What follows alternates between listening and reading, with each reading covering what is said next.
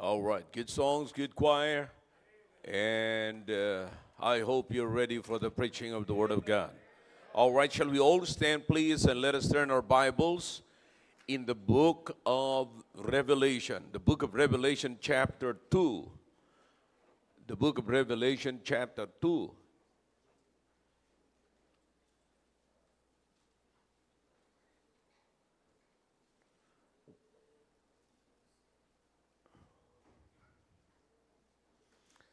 We'll begin reading from verse number 1.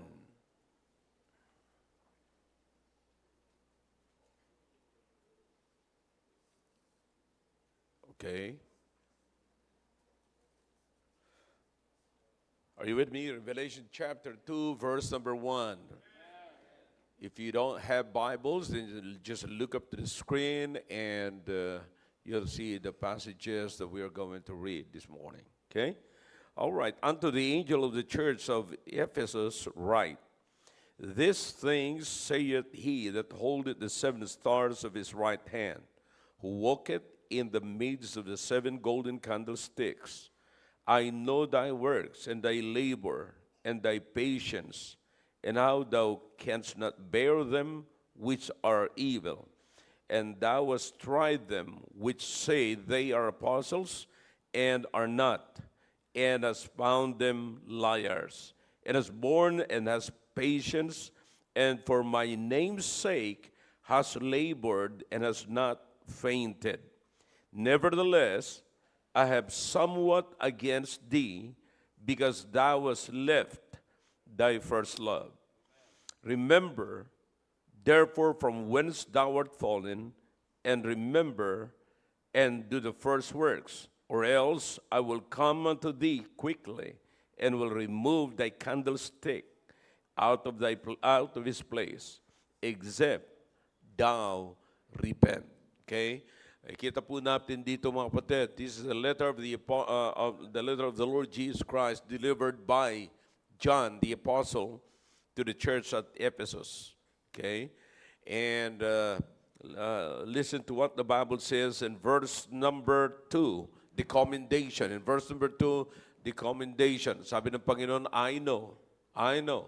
Okay? In other words, sabi ng Panginoon, I know who you are, I know what you are, and I know everything about you.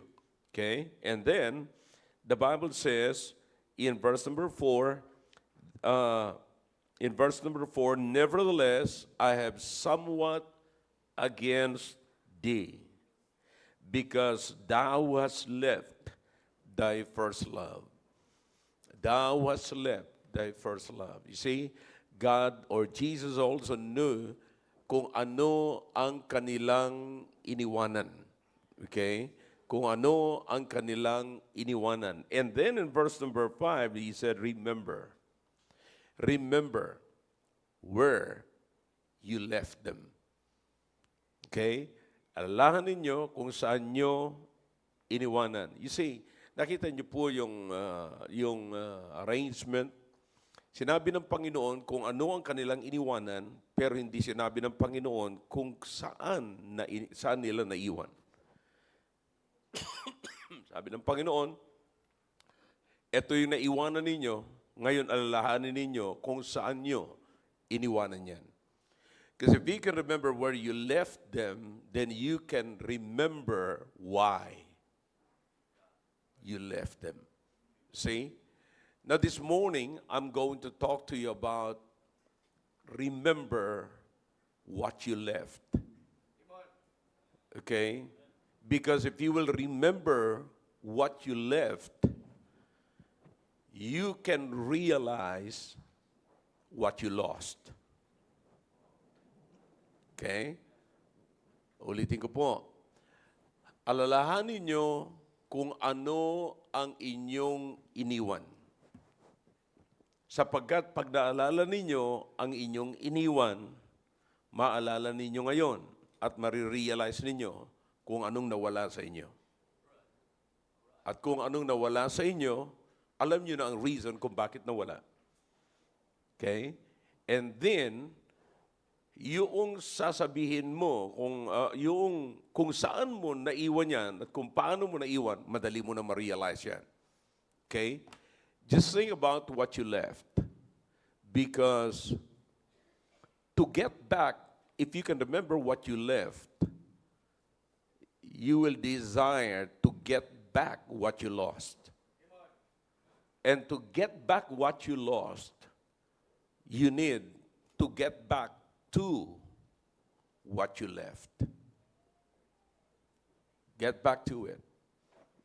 Get back to what you left. And then you will get back what you lost. Okay? All right? At madali po natin unawain ito, mga kapatid, by giving you many examples in the Bible. Okay? All right. Tayo po'y manalangin. Dakilang Diyos, marami pong salamat sa mga talata na binasa po namin. Nakikiusap po ako sa inyo, Panginoon, to please give me the strength, give me the power, give me the voice.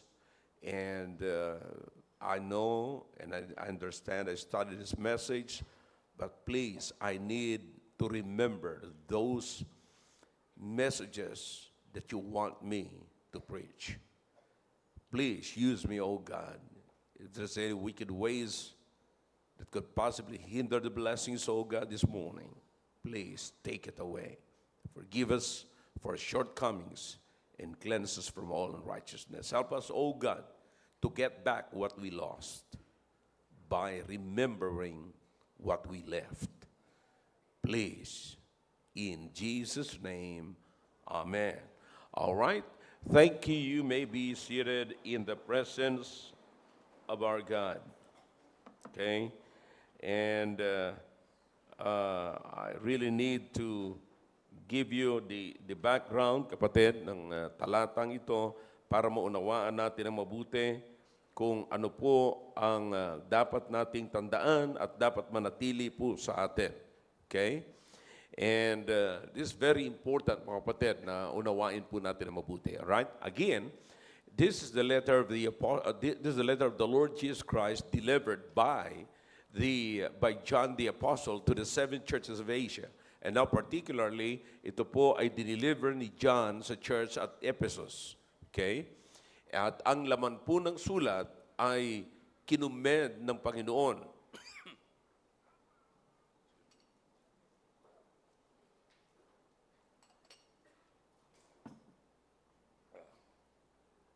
Kinumed ng Panginoon yung pong church at Ephesus.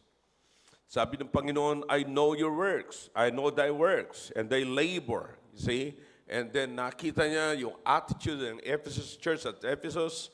And if you can remember, mga kapatid, sa book of Ephesians, diyan natin makikita yung advice ng ni Paul patungkol sa family. You see?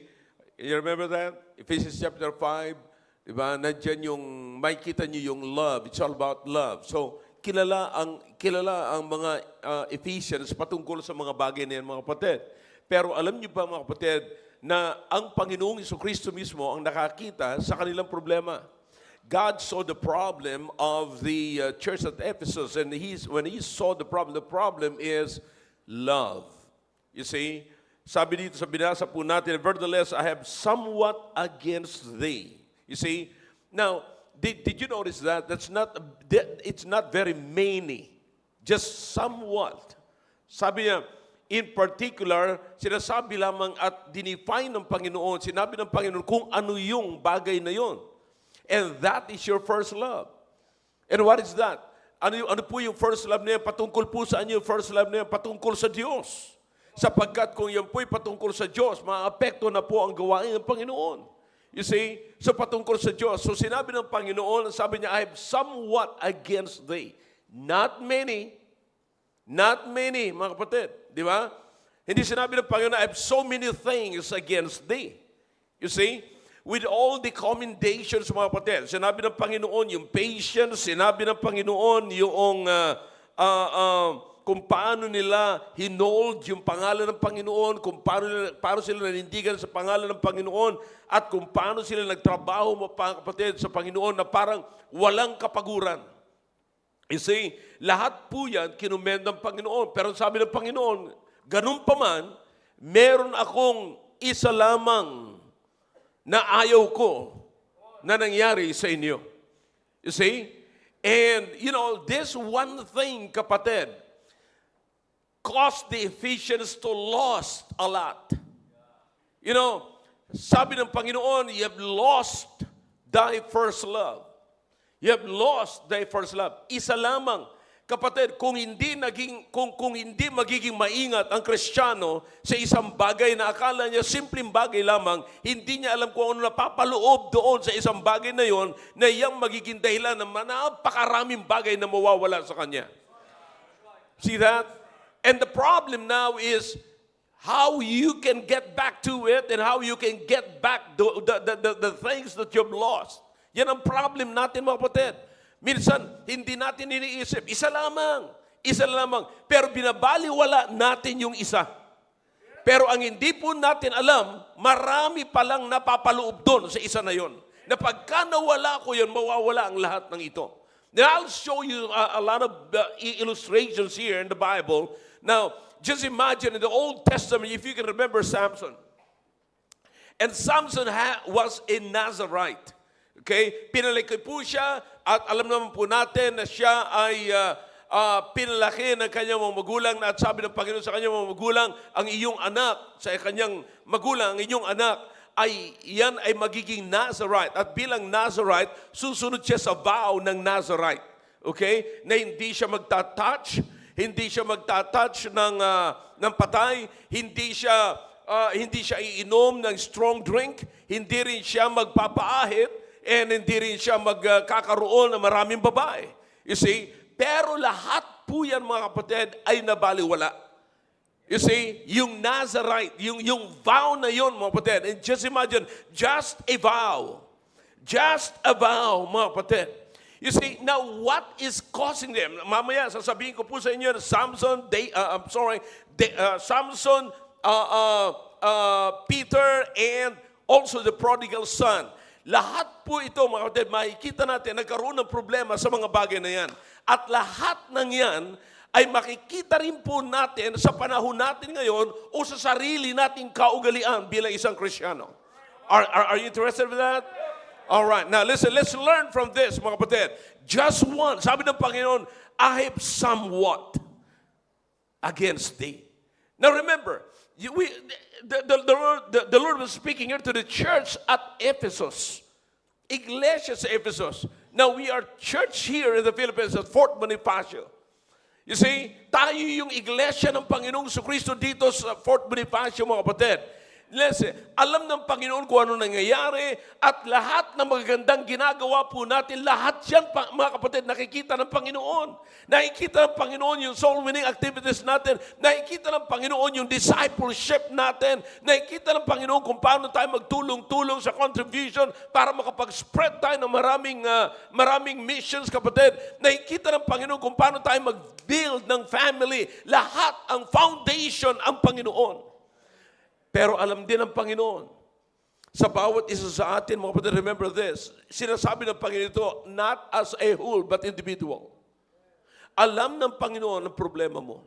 Maybe you are sitting in this auditorium this morning, mga kapatid, na maaaring heavy-hearted ka, na maaaring may kalungkutan ka, maaaring desperado ka, maaaring discouraged ka, maaaring may iniisip kang kakaiba ngayong umaga dahilan sa kabigatan ng problema na nangyari sa iyo. Dahilan sa mga bagay na nawala sa iyo. But listen, may I just invite you to realize this must be a realization time for you. This morning, gawin nating realization time ito. Sa mga nawala, yes, may mga nawala sa akin. Pero paano nawala ito? Maybe some of you, you lost your family. You lost your joy. You lost your strength. You lost your appetite for the things of God. Whatever you lost, there is always a reason. And the reason here, sinasabi ng Panginoon, because thou hast left. Thou hast left. When the church of Ephesus lost the things of God, it is because they lost their love for God. Ano yung na-left mo? Ano yung iniwan mo? Hindi ito nawala, iniwan. Liwanagin po natin. Hindi ito kinuha, kundi iniwan. You see? Kundi iniwan. Ano yung iniwan mo? Iniwan mo yung presensya ng Diyos. Iniwan mo yung pagmamahal mo sa Diyos. Now notice what the Bible says here. Look, kung paano po nangyayari yung losing God, yung mawawala sa iyo ang Diyos. Paano nangyari ito, mga kapatid? Now, lahat po ito, sinabi ng Panginoon na wag. Sinabi niya kay Samson, wag ka magtatouch ng unclean thing. And that's a dead man, dead corpse. Okay? Wag kang iinom, wag, puro wag. Pero lahat po yan ay dinisobey ni Samson. Now, you listen to me carefully. Because when you disobey God, you are not simply disobeying God. You are leaving God.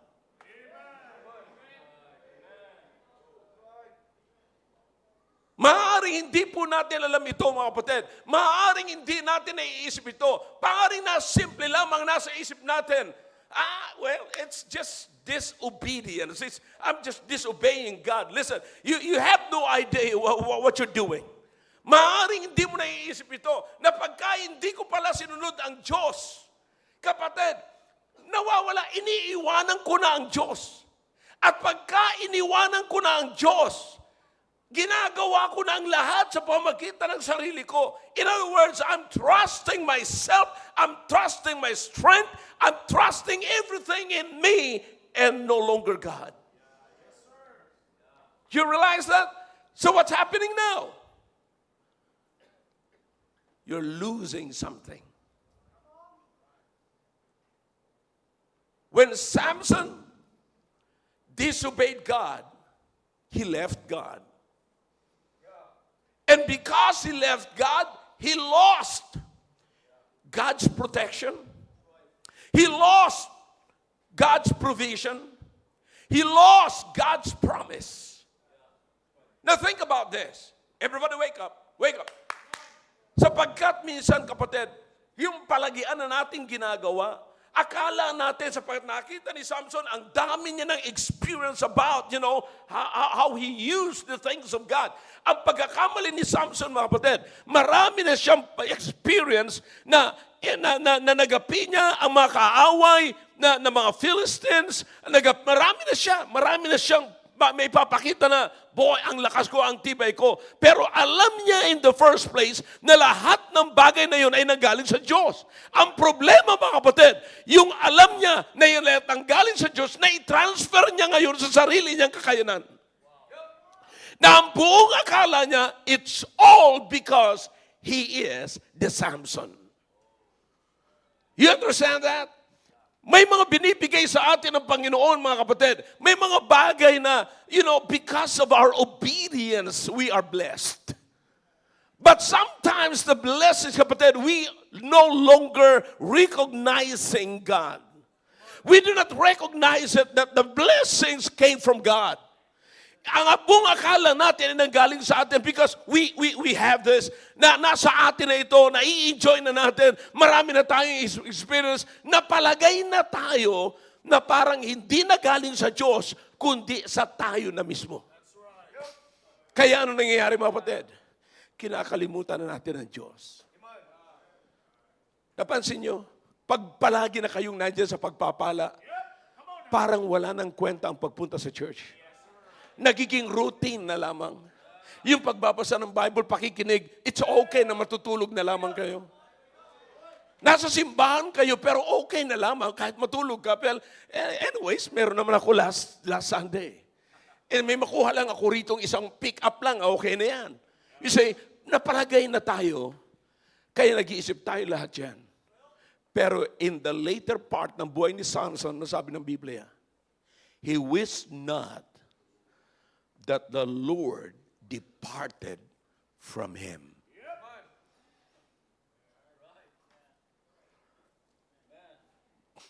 He wished not. Alam niyo kung anong pangit ng kapatid? I think you heard this already. Yung nag-aakala ka na nandiyan pa sa iyo ang Panginoon. Nag-aakala ka na nandiyan pa sa iyo ang Panginoon. So what exactly happened to Samson? He was defeated. He was blinded. Where is the God, kapatid? Where is the God that protecting Samson? Where is the God that gives him the power, the strength, all of this? Wala na. He wished not that the Lord departed from him. He wished not that the Spirit of God departed from him. What a disgrace, kapatid.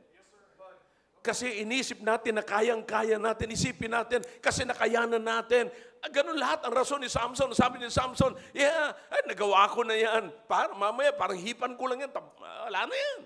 You see, now everything sa buhay niya, ginawa niya ng easy, sapagkat nakita niya na-experience niya before na kung paano niya nagapi ang makalaban.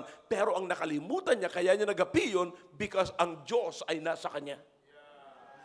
And the worst time na nangyari kay Samson is when he trusted himself, when he should trust God.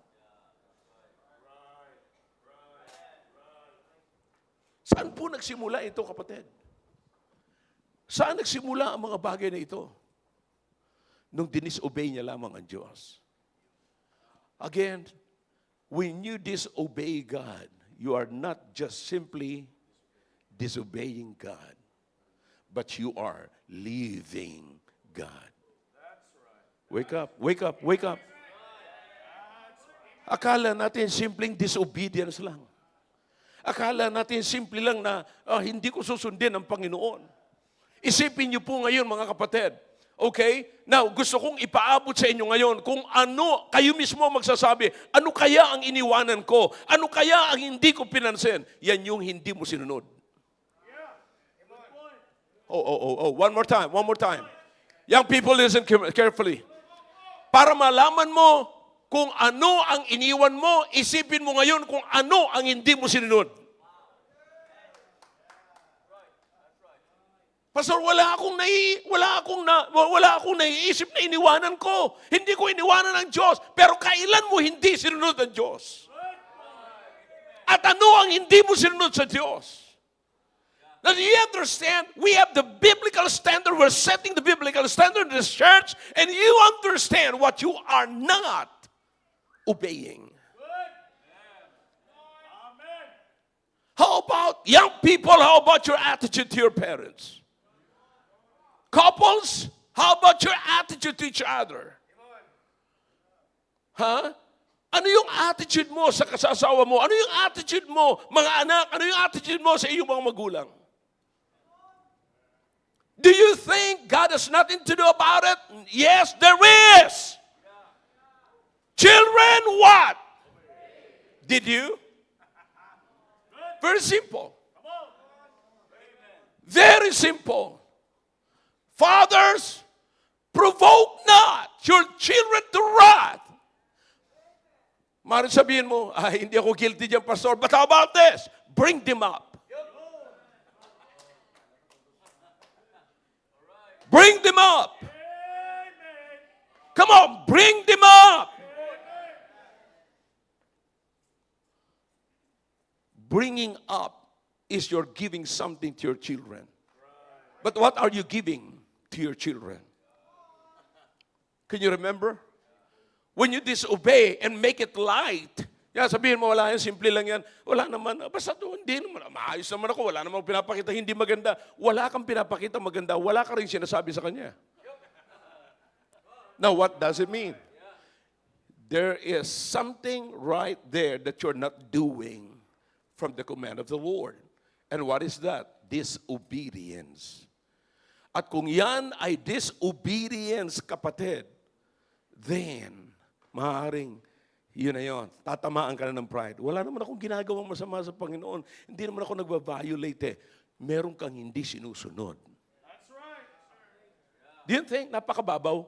Tingnan niyo mabuti, kapatid, Come on. Hindi ka naman umiinom ng alak, hindi ka nagmamarijuana, hindi ka nagda-drugs, hindi ka nagsusugal, hindi ka nang bababae, hindi ka nang lalaki, whatever. Nandiyan ka. Okay? Wala kang pinapakita hindi maganda, pero wala kang itinuturo, you're not bringing them up. So what is now the problem here? Where is now the disobedience? The disobedience hangs in that phrase right there that you should what? Bring your children up. Yes, sir. Pero sabi mo, wala nang papakita. Ngayon, sapat wala kang pinapakita, ang pangkaunawa mo, mabuting ama ka, kaya nagtitiwala ka sa kabutihan mo at hindi kabutihan ng Panginoon. Ang sabi ng Panginoon, huwag mong ituro yung kabutihan mo, ang ituro mo yung righteousness ko. That's the point right there. I'm not saying that you are a drug addict or drug dependent or you're a wild father, wild mother. I'm saying that sinare mo na ba yung righteousness ng Diyos? The worst thing that could happen to your children is they have the fear of man, but they don't have the fear of God. See that? Do you realize kung saan ito pupunta, mga kapatid? That is exactly what happened to Samson. He trusted himself. He trusted himself rather than trusting God. When he is supposed, para makita ng children of Israel na nagtitiwala, na dapat sila magtiwala sa Diyos, hindi na ipakita ni Samson. Na ipakita ni Samson na kaya niyang gapiin ang Philistines sa pamamagitan ng sarili niya. That's Samson. Again, young people, when you disobey God, you are not simply disobeying Him, but you are leaving Him. Ngayon, naiisip nyo na ba? Nandito kayo sa loob ng simbahan, kala nyo may Diyos kayo. Let me remind you about Judas. Judas was with the Lord Jesus Christ, but the Lord was not with Judas. Karamihan sa atin, nasa simbahan tayo, pero yung simbahan ay wala sa atin. Come on, talk back to me if you can. Pretend like you know it. Yan ang problema po natin. Akala ni Samson, nasa kanya pa ang Diyos. But when he was born, ito yung grabing panahon, kapatid. This is the worst of all. When he was about to demonstrate the power of God, walang lumabas.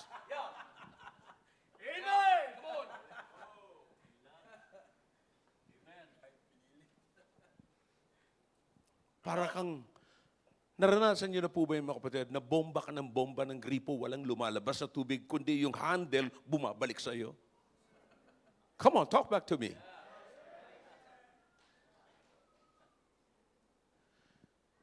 Nung ipapakita niya na yung kapangyarihan ng Diyos, walang lumabas. Kasi ang buong akala niya, kasama niya pa rin ang Diyos na katulad ng dati. Hindi niya alam kung saan niya naiwan ang Diyos. Kaya ang sabi ng Panginoon sa Revelation, kapatid, sa sulat niya sa mga taga-Ephesus, alalahanin niyo kung saan. Hindi niyo na malaman kasi para parehas na lamang, hindi kayo aware sa presensya ng Diyos. Hindi niyo alam. Ain't that sad, kapatid? Nakakalungkot kapag tumutugtog kayo, musicians, na hindi nyo alam. Kakayanan nyo na rin pala yan.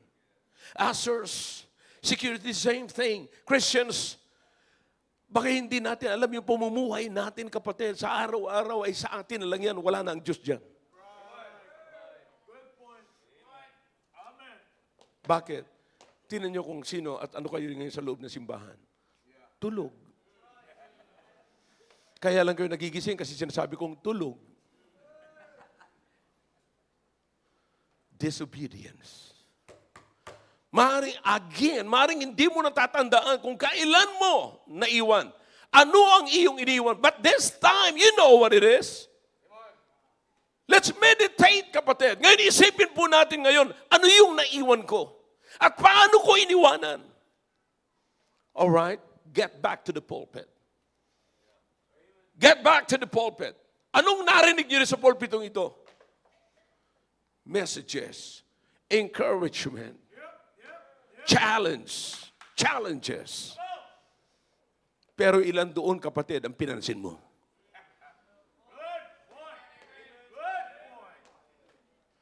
Kaya sinasabi ko sa inyo, bakit pagdating, kapatid, ng gyera sa spiritual, labanan sa spiritual, ang hinuhugot natin ay hindi yung narinig natin dito, kundi yung dati pa natin buhay sa labas. Do you wonder why you're still suffering? Do you wonder why you're still in trouble? Kasi ang hinuhugot mo, hindi yung sa new man, kundi yung sa old man. What is that? Disobedience. Disobedience because God says, this is what you are supposed to do, but you didn't do it. All right. That's Samson. You remember Peter? Twice in Luke chapter 5, when Jesus said, launch out the net. Sabi ng Panginoon sa kanya, sige, ihulog mo yung lambat. Nets. Pero ilan ang hinulog ni Peter? Isa.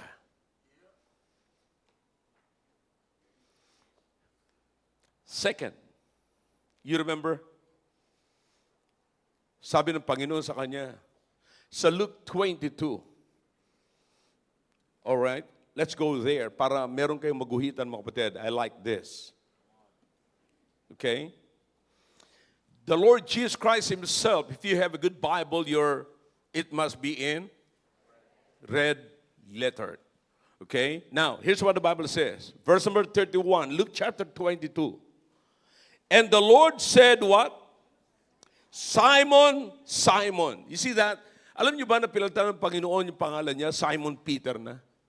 Peter na. Di ba? Pinaliwanag ko yun sa inyo na nakaraan.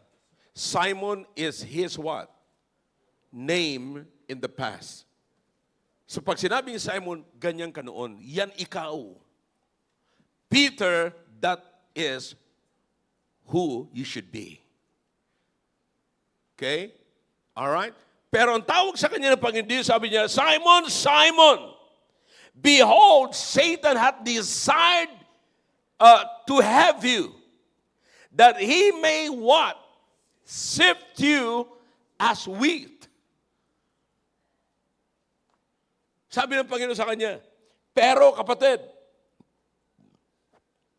ang sabi ng Panginoon, ang sabi ni Peter sa kanya, and he said unto him, verse number 33, Lord, I'm ready to go with thee, both into prison and to death.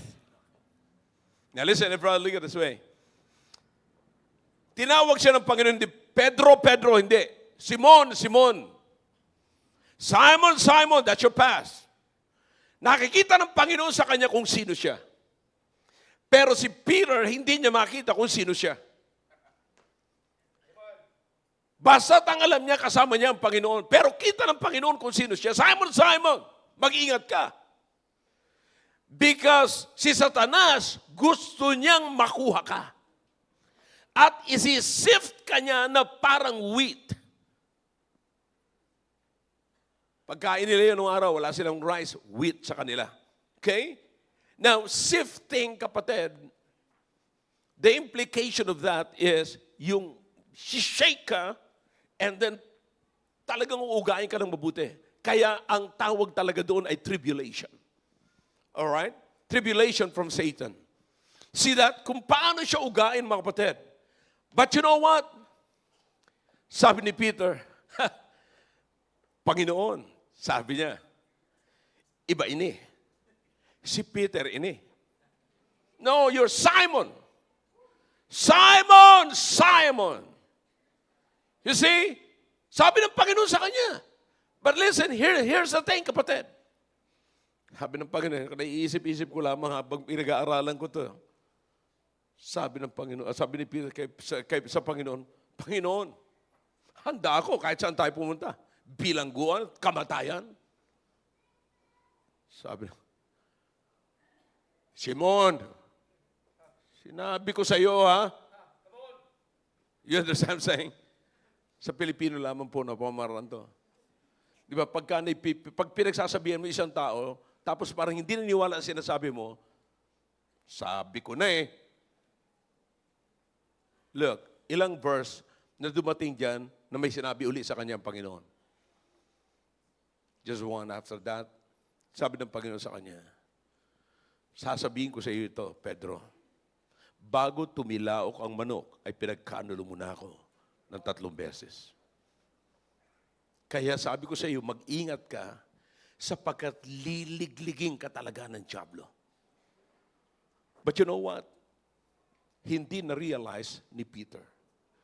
In other words, Peter disobeyed God. Instead of taking care, instead of maging maingat siya, instead na sabihin niya maniwala siya doon sa sinabi ng Panginoon, hindi siya naniwala sa Panginoon. He simply disobeyed God. At alam niya na kasama niya ang Panginoon, pero dinisobey niya ang Panginoon, hindi niya alam na malayo na siya sa Panginoon. Now, if you want to know that, ang explanation niyan ay ituloy-tuloy niyo lamang. Habang si Peter nakasunod sa Panginoon, pero hindi niya kasama ang Panginoon, malayo na siya. By disobedience. Am I clear to you? Kapatid, ang pinaninindigan ko dito, yung sinabi ko, na yung pagdidisobey natin sa Panginoon, akala natin simpleng kasalanan lamang, pero ang hindi natin alam, nilalayo natin ang ating sarili, iniiwanan natin ang Diyos, at nilalayo natin ang ating sarili sa Panginoon. Napakasimple yan. Explanation na yan kay Peter. Okay? Akala nyo na simbahan kayo, pero mamaya sabihin nyo, ay, bakit? Tulog kayo eh. So you understand what I'm saying? Think about this ngayong umaga, kapatid. Na buong akala natin, kasama natin ang Panginoon, pero pag inisip mo, yung hindi mo sinusunod, may feeling ka na malayo ako sa Panginoon. Bakit nagsosoul winning naman ako? Bakit nandito naman ako sa simbahan tuwing service, pero bakit parang ang layo ko sa Panginoon? It is just like a relationship, ladies and gentlemen. May relationship kayo, pero hindi kayo nagpapansinan, pero nagkikita naman kayo. Anong tawag doon? Magkasama and yet...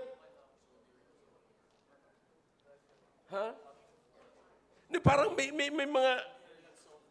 Yeah, so near, yet so far. Yeah. Yeah, kayo mga kabataan, alam nyo yan eh. So near, yet so far. Yeah. May demo na. Para marinig niya na, para mabasa niya na. O ilagay mo doon sa ganun-gano na nandito yung ulo mo, nandiyan na. So near, yet so far. Corny mo.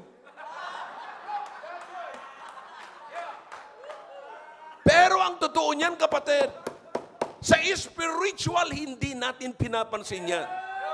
But somebody in this auditorium this morning can testify and you can say, yes, Pastor, that's my condition right now. I am in the house of God, but I can feel it. I'm reading my Bible, but I can feel God. Nagsosoul winning ako. Why? Because there is something that separates you from God. And that, the only thing is you can't understand it. You can't recognize it. Pero para madali mo ma-recognize, isipin mo kung ano yung dinis-obey mo. Hindi ba mga kabataan, pag hindi kayo pinapansin ng magulang ninyo, nagme-meditate kayo? Inisip nyo, kupit? No. Hugas? No. Marami ka na. Puro no. Pero isipin nyo, alin yung hindi mo sinunod sa nanay mo o sa tatay mo? That separates you. Come on, talk back to me. Am I hitting you? That's a problem. Ngayon, nandito tayo, may hawak tayong Bible. Alam mo yan, parang layo mo sa Diyos. Nakikinig ka, parang layo mo sa Diyos. Wala kang makita. Bakit? Tulog ka. Nakapikit ka. Kapatid, isipin nyo ngayon, ano nagpalayo sa iyo? Sa Panginoon. Peter what? Lost God's promise. He lost God's provisions. He lost God's protection. Akalain nyo, inuuto na lamang siya ng mga bata. That's Peter. Lastly, you remember the prodigal son in the book of Luke chapter 15? Obviously, he left his father and his family. All right? Here's the thing. Bakit niya iniwan? Because of what he got. And he thought that what he got from his father, di ba, hiningi niya? Sabi niya, ibigay mo na sa akin yung para sa akin, yung portion na para sa akin. Ang buong akala niyo, nakuha niya sa kanyang tatay, sapat na para mamuhay siya na mag-isa na walang tatay. Hindi niya na ngayon, baliwala na sa kanya na iwanan niya ang kanyang tatay, iwanan niya ang kanyang pamilya, basta't meron siyang daladala. And thinking na yung kanyang daladala, sapat na para sa kanyang pangangailangan. But look what happened now. Sabi ko nga sa inyo, may mga taong hindi marunong magtansya. Minsan sobra ang pera kaysa buhay niya. Minsan kulang naman yung pera sa buhay niya. Walang ibang nakakaalam nun maliban lamang sa Diyos. So what happened when the prodigal son left his father? He lost, obviously, his father's protection. He lost, obviously, his father's provisions. He lost, obviously, his father's care. Now think about that. Yung mga nawala sa kanya lahat na ito, mga kapatid, na isang araw, na-realize niya na hindi pala sapat ito. Ang problema ngayon, wala na siyang supply. At ang buong akala niya, yung baboy ay pwedeng mag-supply. Hindi pwedeng maging substitute yung baboy sa tatay niya. And it's sad, kapatid, nagagawin nating substitute yung people, makinig kayo na mabuti. Ang kasiyahan ng mundo ay hindi pwedeng maging substitute ng kasiyahan mo na kasama mo ang iyong mga magulang. Ang kasiyahan at anumang pwedeng i-offer ng mundo ay hindi pwedeng maging kapalit kailanman. Hindi mangyayaring kapalit ng pagmamahal ng inyong mga magulang. Alright, you go ahead and disobey your parents and you don't realize you're leaving not just a small thing, but a big thing of your life. Yes, sir. Yes, Wow! Kala nyo, simple lang ha. Oh boy, I'm telling you, naalala ko yung bata doon sa Ramos. Oh! Yabang, sabi ko nitong batang ito. Kaliit-liit pa.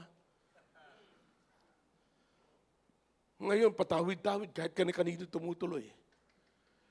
Imagine. Ha? Kahit na gaano kayo, babae may magsasabi sa'yo, alam mo, mahal na mahal kita. Kaya kong ibaba ang langit para sa iyo.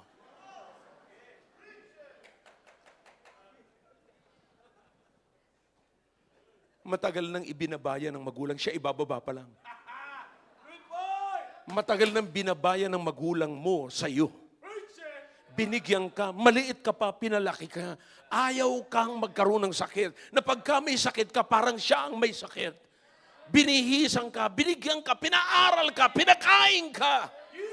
Ngayon, lumaki-laki ka lang ng konti, iiwanan mo lang magulang mo at ang magbaakala ka na kaya kang buhayin ng kaibigan mo, kaya kang paaralin ng sanglibutan, kaya kang ayusin ng sanglibutan. No! Realize this morning that you're wrong.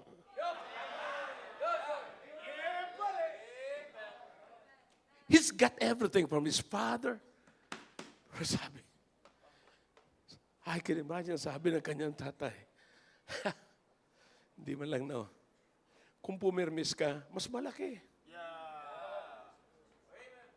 Aalis ka, yung ganyang dala-dala mo, isang bag o isang maleta, mali-maletang pera.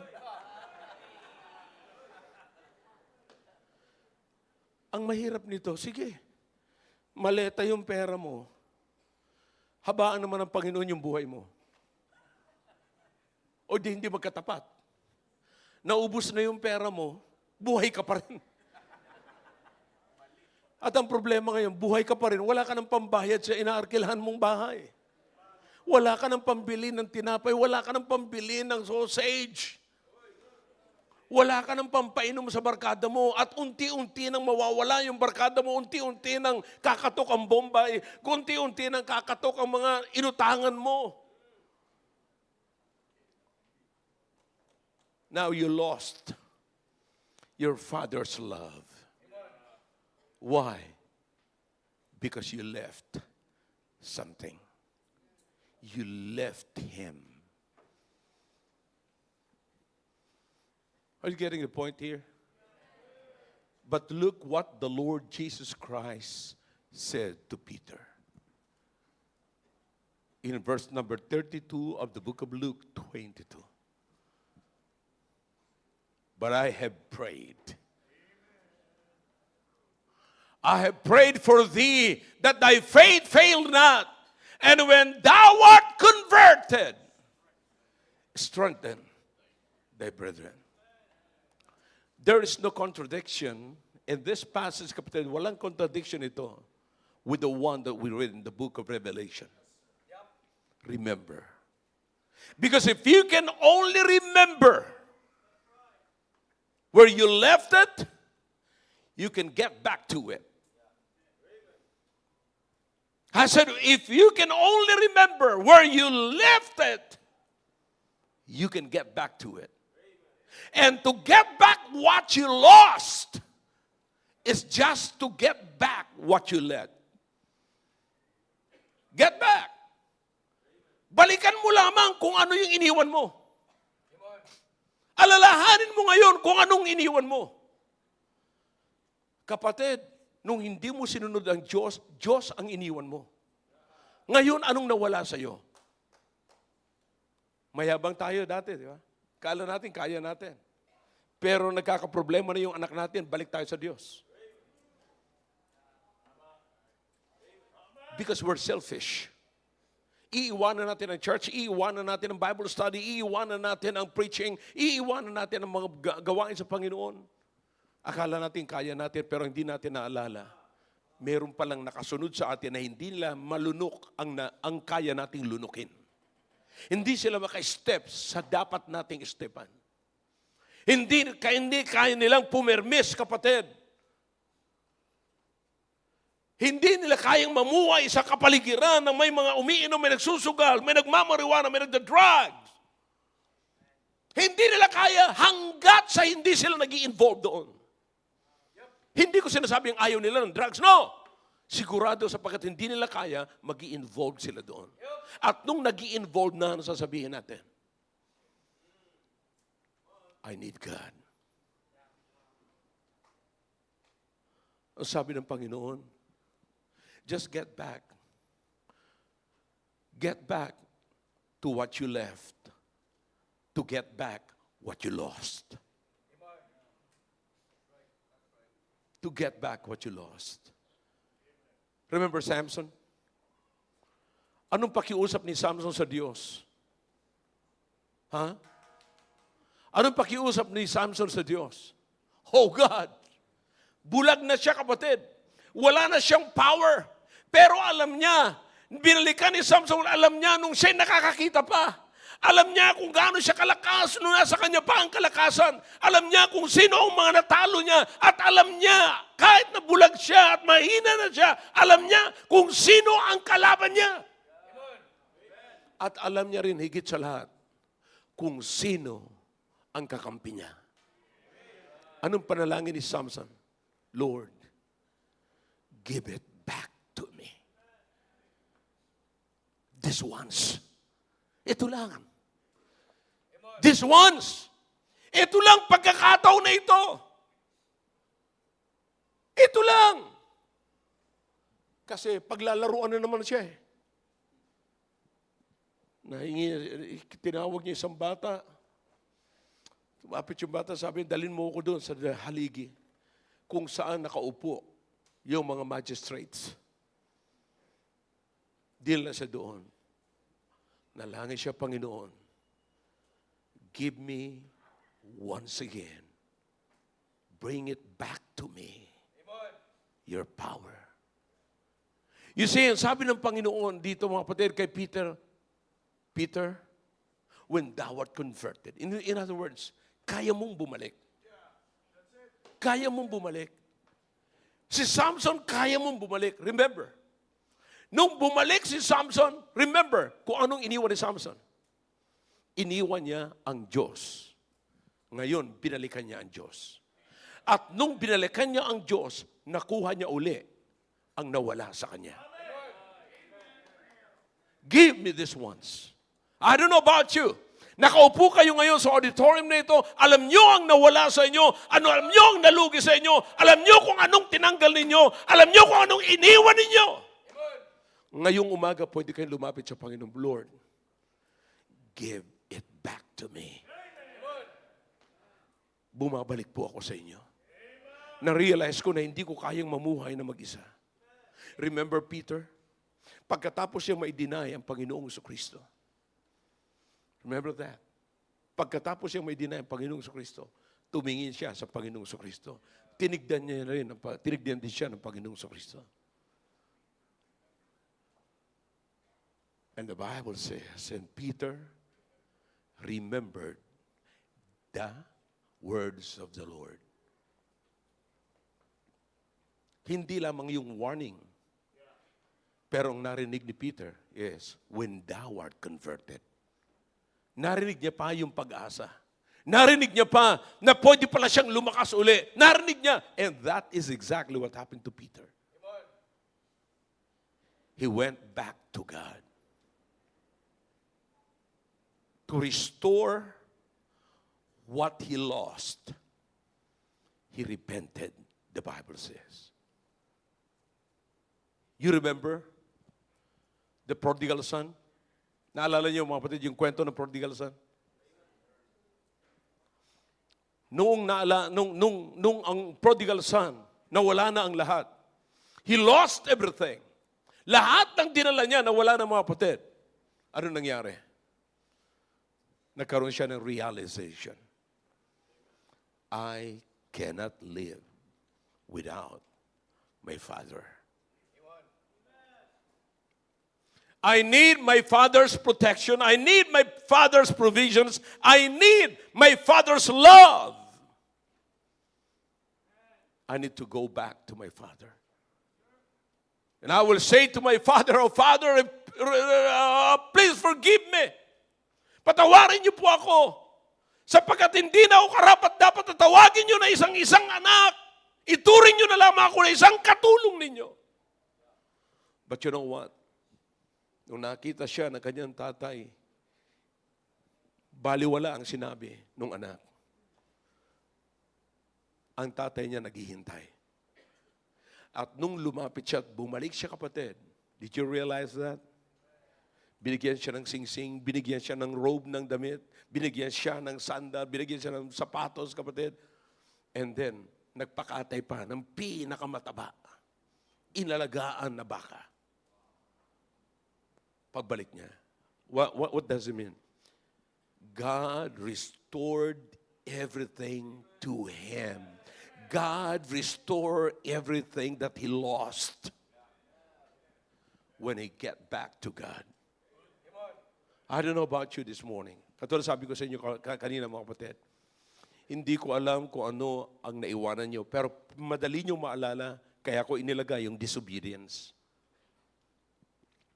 Maaaring hindi nyo alam na yung simpleng disobedience ay pag-iwan na para sa Diyos. At noong na iniwanan nyo ang Diyos, maraming nawala sa inyo. Nawala ang anak mo, nawala ang pamilya mo, nawala ang business mo, nawala ang trabaho mo, nawala, ano man, maraming nawala, higit sa lahat.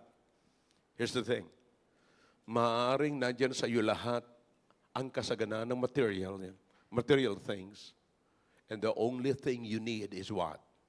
Peace.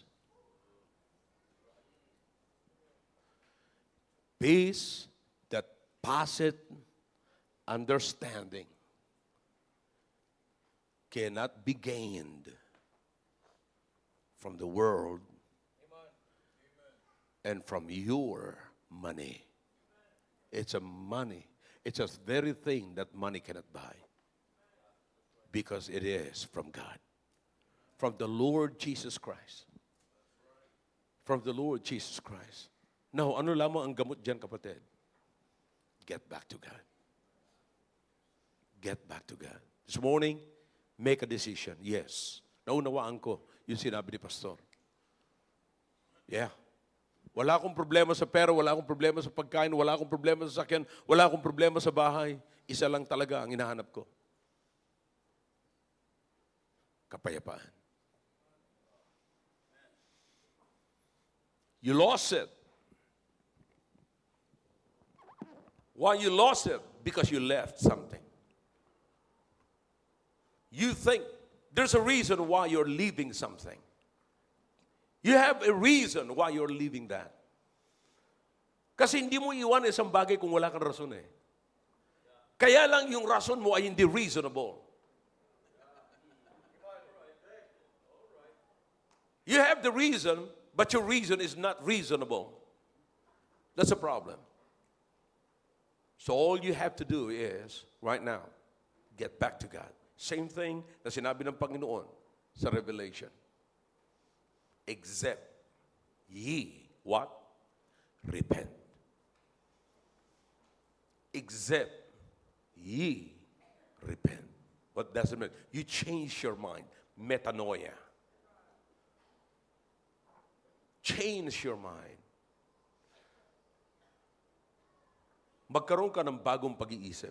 Paltan mo ang iyong pag-iisip patungkol sa Diyos. And God can restore what you lost. Ano mang nawala sa atin, kayang ibalik ng Panginoon. Sabi ko nga noong nakaraan, sa mga estudyante na academy, maging sa mga magulang, you listen to me now. If you will just obey God's will, God can take care of your bill.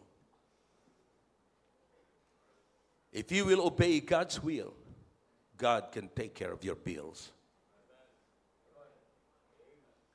Now, bakit may mga problema kayo sa mga bills? Because you left Him. You lost a lot. Kaya sana po maisip natin, hindi madaling iwan-iwanan ng Diyos. Hindi madali na tayo po ay magmalaki sa kung anong meron tayo ngayon. Before you know it, it's all gone. And the sad thing is you don't know how to get it back. Now, I'm simply telling you and teaching you, you can get it back. You can get back what you lost by getting what you left. Getting back to what you left. Just get back to what you left.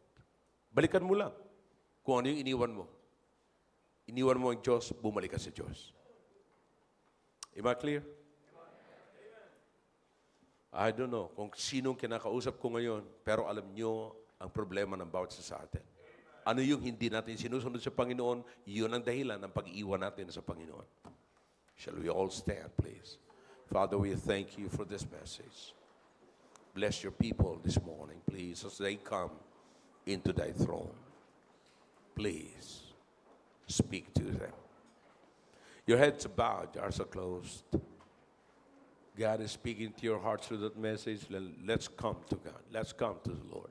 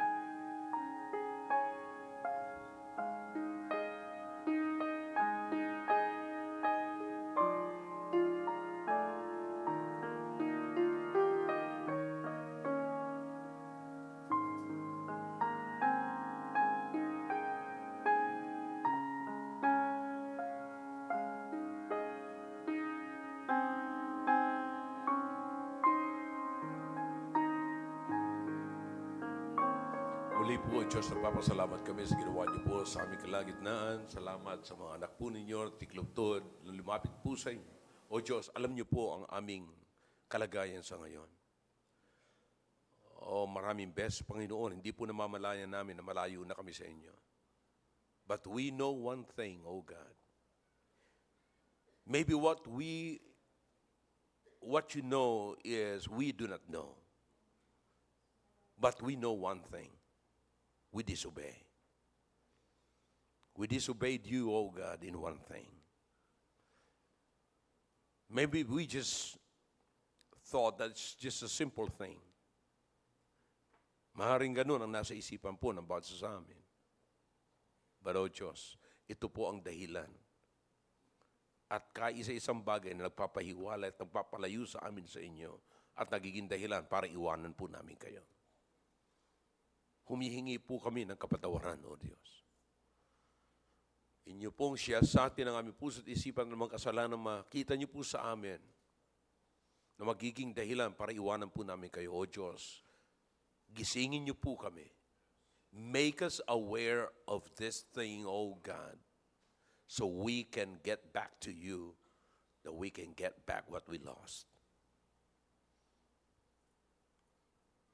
We do not realize this, oh God, that we're losing a lot of things. We just don't realize it. Thank you for this message. In Jesus' name, amen.